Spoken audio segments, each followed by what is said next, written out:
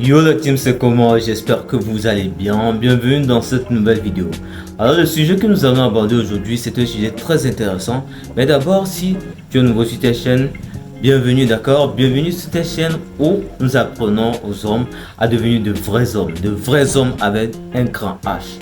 Alors si tu veux rejoindre la communauté, d'abord abonne-toi, active la cloche de notification. Et si cette vidéo te plaît, lâche-moi un pouce bleu et partage-le avec tes amis pour les faire apprendre de nouvelles choses. Alors le sujet que nous allons aborder dans cette nouvelle vidéo, c'est comment contrôler ses émotions, comment ne plus se laisser contrôler par ses émotions.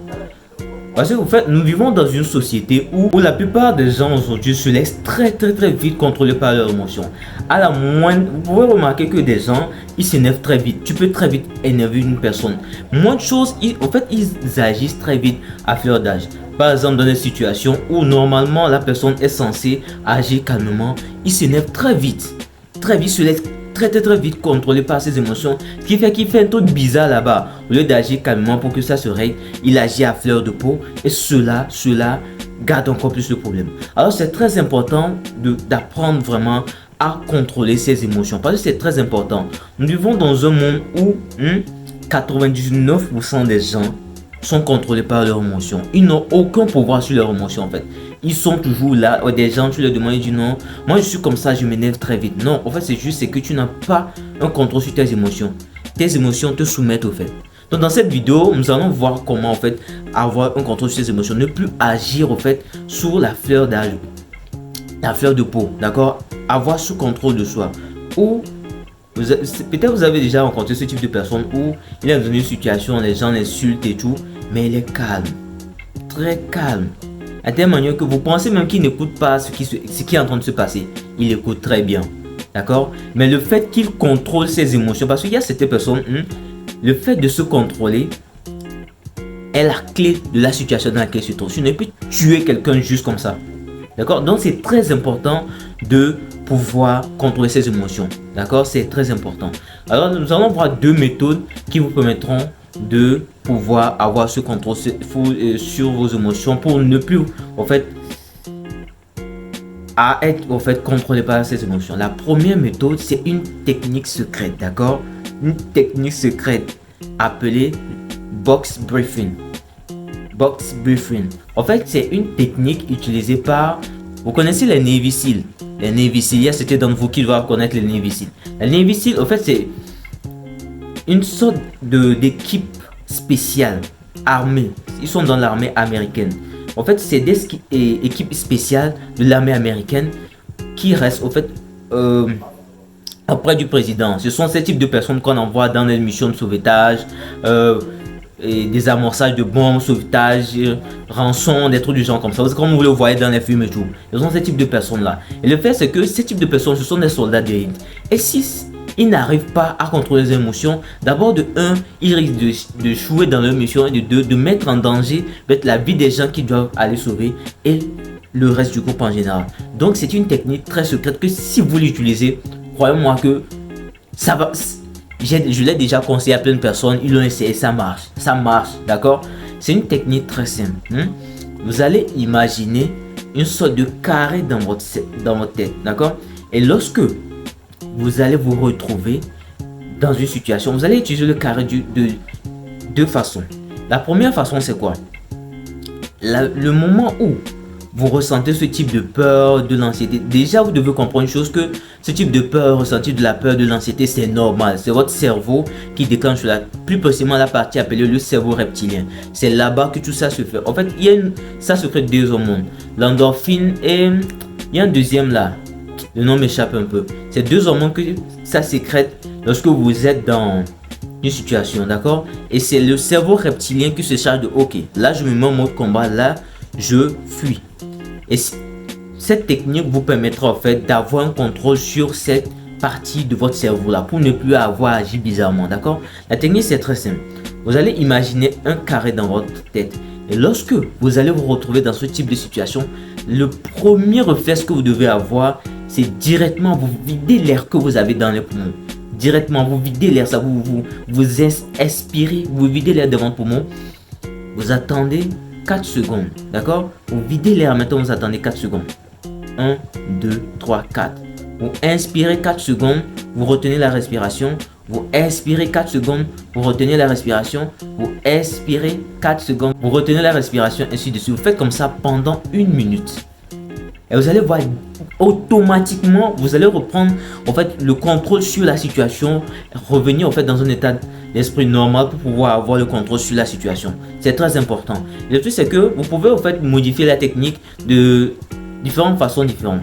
Le truc c'est que en fonction de la situation qui se présente devant vous, exemple très simple, vous voulez présenter un exposé. Ok, 4 secondes c'est bon. En fait, en fonction du niveau de d'anxiété, de peur ou de danger qu'il y a en vous, vous pouvez augmenter les secondes. Par exemple, avant j'avais dit 4 secondes, là vous pouvez augmenter 5, 6, 7 au fait. Ça dépendra de vous. En fonction du niveau de difficulté qui se place devant vous, vous pouvez modifier les secondes, d'accord? Mais c'est la technique ça. Vous inspirez, vous videz l'air directement dans vos poumons. 4 secondes, vous respirez 4 secondes, inspirez 4 secondes, vous retenez 4 secondes, vous expirez 4 secondes, ainsi de suite, comme ça, d'accord? Maintenant, la deuxième technique, c'est la méditation. Je suis sûr que les gens vont me dire, ah putain, la méditation, c'est quoi et tout.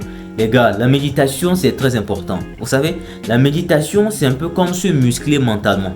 D'abord, physiquement, quand tu arrives à te muscler, il y a certaines tâches que normalement ça t'empêche de le faire parce que tu n'es pas assez fort, tu n'as pas assez de force, tu n'es pas ces trucs-là. Mais quand tu te muscles, tu as de la force, tu arrives à le faire facilement, tu vois. Maintenant, la musculation mentale, c'est quoi? Ça te permet d'avoir un contrôle sur toi, ton toi intérieur. En fait, ça te permet en fait d'avoir un vrai contrôle sur tes émotions et sur ta personne. D'accord? Parce que cela te permet d'avoir un contrôle de premier sur votre souffle. Parce que déjà, vous devez comprendre une chose, c'est quoi? Le souffle est la base du contrôle des émotions. Exemple très simple. Tu es triste, ta respiration est saccadée. Tu es énervé, ta respiration est saccadée. Tu es anxieux, ta respiration est saccadée. Déjà, vous devez comprendre une citation qui dit, celui qui arrive à contrôler sa respiration contrôle le monde. D'accord? C'est ça la citation en fait. C'est un peu une expression, une façon de parler, mais c'est ça. Du moment où tu arrives à contrôler ta respiration, crois-moi qu'il y a plein de choses qui vont pas t'atteindre en fait. En fait, tu es là, mais c'est comme si, voilà quoi, ils n'ont qu'à faire. Tu es là, ils n'ont qu'à faire. Et vous devez savoir que quand vous allez le faire, arriver à maîtriser cette technique-là, vous aurez le respect. Parce que quand, par exemple, devant une situation, vous aurez dû agir de cette façon, mais vous n'avez pas réagi, ça donne le respect. D'accord? Le silence donne le respect. D'accord? Donc, la deuxième technique, comme je l'ai dit, c'est la méditation.